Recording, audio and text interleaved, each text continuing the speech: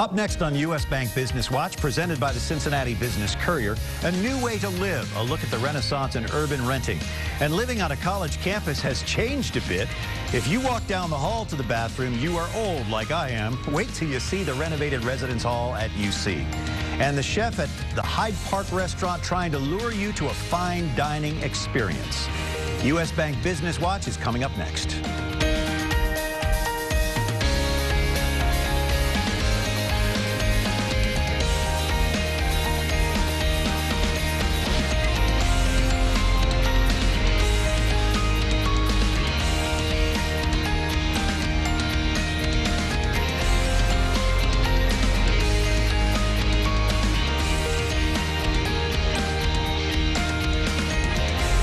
Good morning. Welcome to U.S. Bank Business Watch. I'm Brian Patrick. On the Business Courier front page centerpiece this week, a new way to live. Apartment living is hot. After years of essentially no development in greater Cincinnati, apartments are now roaring back.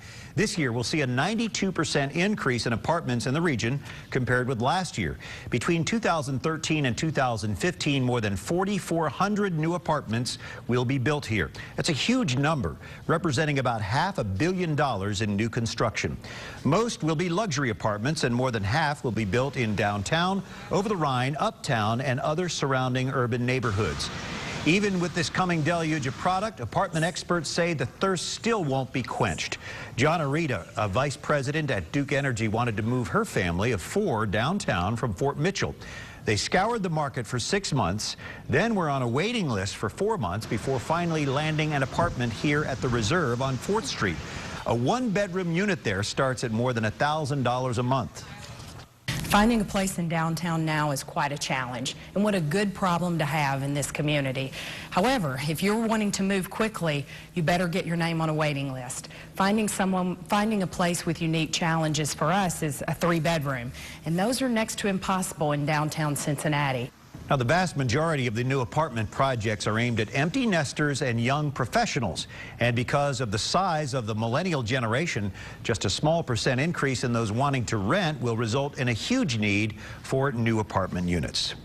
Well, it's on-campus housing, dorm living, that's getting all the attention at the University of Cincinnati.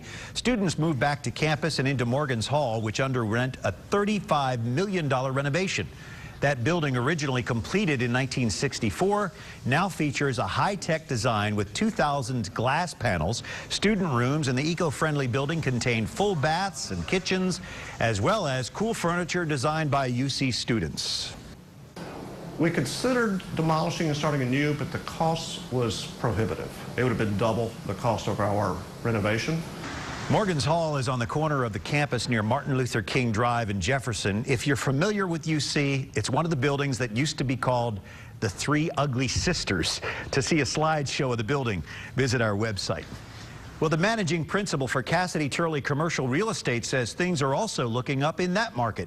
Doug Bolton is a familiar face for us. He's the former publisher of the Business Courier. Now he's with Cassidy Turley, overseeing 100 employees, including 30 brokers and 50 property management professionals. He's still learning his new business, but says the commercial real estate world is improving. Every month gets a little bit better, so it's not this huge booming recovery that most people are accustomed to after an economic downturn, but it's getting better, and fundamentals are strengthening, confidence is improving, so therefore buyers and sellers are coming together more and more. All right, Doug's looking good in his new position. Despite switching professions, Doug Bolton tells us he is still a news junkie. The National Underground Railroad Freedom Center introduced a new president this week, Dr. Clarence C.G. Newsom. The new leader says the recent merger with the Museum Center has put the Freedom Center in a stronger financial position. The center is alive and functioning, and reports of its death, if I were to paraphrase and quote another River kind of person, are greatly exaggerated. The merger has been a moment of genius, I think, in terms of how these organizations can share a vision and a future. Newsom brings more than 20 years' experience in academic and nonprofit leadership with a focus on fundraising, team building, and community partnership. Until this past week, the stock market has been hitting all-time highs. With the market taking some hits recently, some investors worry that the bull days are about to end. The Business Courier recently sat down with Matt McCormick, a portfolio manager at one of Cincinnati's biggest investment advisory firms, Ball & Gaynor. McCormick clued us into the types of investments he likes right now.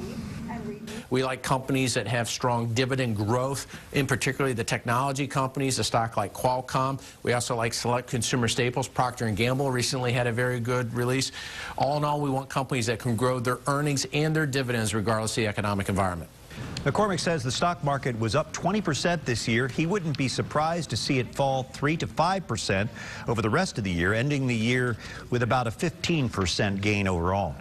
The new executive chef at Cumin Eclectic Cuisine in Hyde Park is hoping to increase customers by much more than 15%. Matt Crannert is also the chef for M Wood Fired Oven next door and run by the same owner. M is Cumin's more casual and newest sister restaurant. Crannert has worked for restaurants in San Francisco and on the Hawaiian Islands. He says his challenge is to give Cincinnati diners a different feel. To represent food like is going on in Chicago, LA, New York. I travel a lot. I really want to bring all that to here.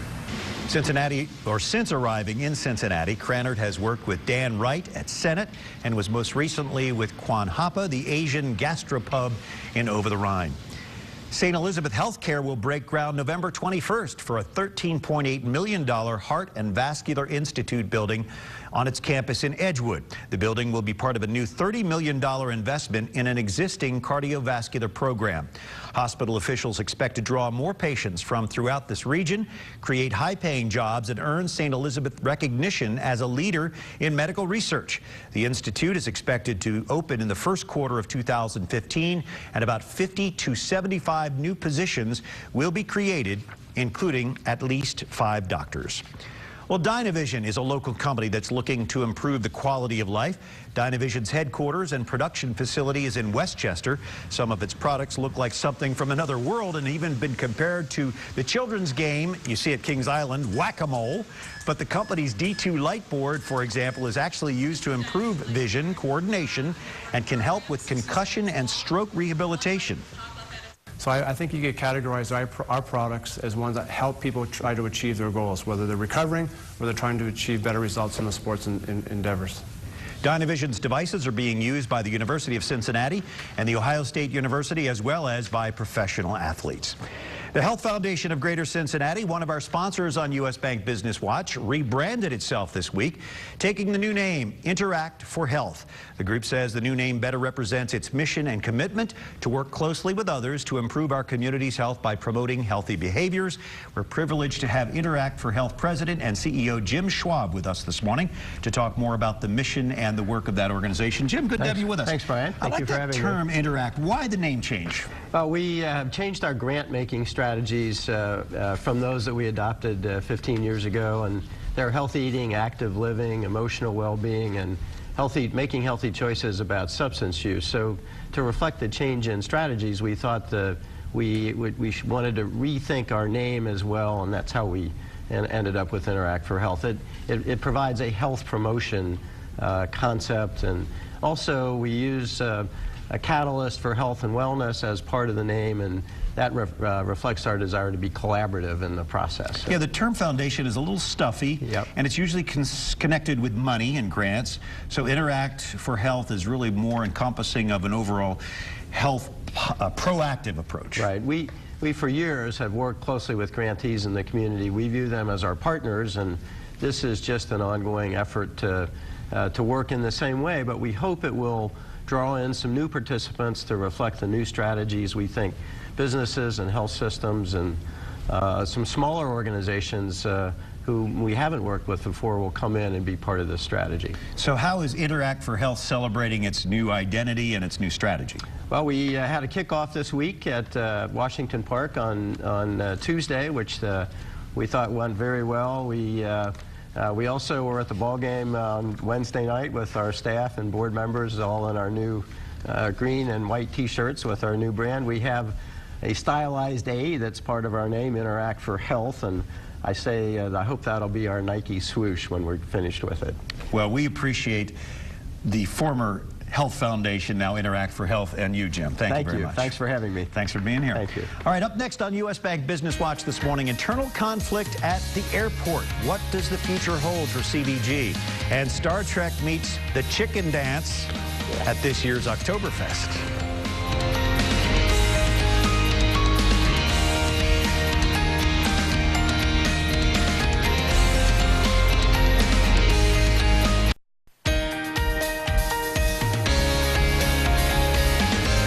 You might have missed some of these stories if you're not reading the Business Courier online every day. The Cincinnati Northern Kentucky International Airport Board and the airport CEO Candace McGraw are reportedly at odds over a number of issues. The board met in executive session last week but did not publicly talk about the issues or McGraw's status as its CEO. The Business Courier was first to report the story. Of course, we'll continue to follow it for you. A new hotel could be part of the bank's development on the riverfront if developers cannot land office tenants. Developers delivered that news to Hamilton County commissioners as they were seeking changes to the bank's master plan. Commissioners approved those changes, so the project will continue to move forward. We're getting a peek at what the corner of 5th and Race will look like in the future. That's where the construction of the dunnhumby USA's downtown headquarters is now underway. The images revealed this week show a charcoal gray-colored concrete tower. The inside and outside are designed to reflect the company's data-driven but collaborative culture. 650 to 700 people will work in the building when it opens January 2015. And Ohio franchisees for Raising Cane's Chicken Fingers plans to open 4 locations in Cincinnati in 2014. The chain started in Baton Rouge, Louisiana. Each Raising Cane's restaurant will employ about 40 to 60 people. George Takei will make history in Cincinnati. He is best known for his role as Sulu in the Star Trek series. He'll be the Grand Marshal for Oktoberfest and lead the world's largest chicken dance. Organizers are anticipating about 500,000 people will attend Oktoberfest Cincinnati, September 20th and 22nd. Live long and prosper. Well, in this morning's U.S. Bank Economic 360, we're talking about the ebb and flow of economic conditions locally, nationally, and globally. Slow growth and low inflation, while not ideal for many, are actually in the sweet spot for many companies in terms of their growth outlook. So how does this work, and what do conditions suggest about the period ahead? For perspective, we turn to U.S. Bank's Jim Russell. So, Jim, we've had slow growth and a certain amount of regulatory control here. First of all, it's great to have you with us, as always. Thank you, sir. What do you think, how does this benefit companies? Which ones benefit and which ones don't from this environment? It's a great question, Brian. You know, the economy goes up, it goes down, it grows slow, it grows fast, interest rates up and down. So things bob around. Conditions clearly bob around, but as you might be surprised to learn, certain companies actually do well in a slow growth environment. You can see that the stock market is divided into 10 economic sectors. Healthcare, consumer discretionary, telecom and utilities are listed on the page here. You can see that healthcare and consumer discretionary have done especially well here. Healthcare, because of regulatory change and the pending Affordable Health Care Act, is hugely positive for the sector. We'll tell you that consumer discretionary is all around housing and autos. The low interest rate environment that we're seeing right now, very beneficial to both of those areas. Now, what you're going to see is the Affordable Health Care Act, again, very key in many companies' futures, maybe less so in others. And that is, we're already starting to see some changes in health care plans, UPS in particular, that are going to be linked to the Affordable Health Care Act. Historical low interest rates, very helpful to, again, consumer spending and housing. Continued strength in housing is expected, so we continue to see strength into 2014 there, and again, improving U.S. growth as well. Jim, would you say that smaller or larger companies benefit more from this environment? You know, that's a very interesting question. It depends on where the growth is. If we have strong domestic growth, which is indeed what is out in front of us right now, the smaller companies tend to do a bit better. But you can see that in June or so of this year, small companies started to pull away from large companies. The small companies are, the proxy is the S&P 600, doing much better than the larger company-oriented S&P 500. Again, they were trading together until about June.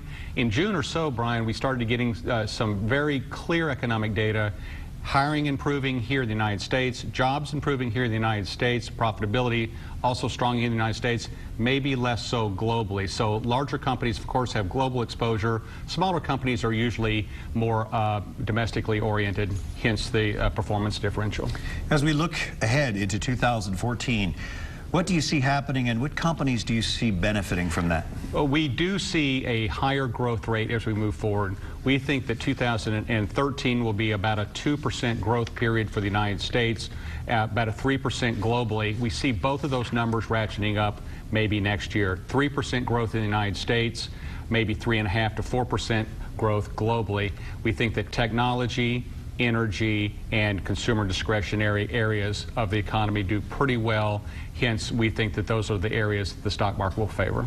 Some complicated issues. Thanks for clearing them up for us. We appreciate you, Jim, and U.S. Bank. Thank you, sir. Still ahead on U.S. Bank Business Watch this morning, a local high school scores big in a national social media contest. And congratulations to Jody Schmitz-Godling, former president of Possible Eastern U.S., another of our 40 under 40 honorees, currently working as a consultant in marketing and digital strategy.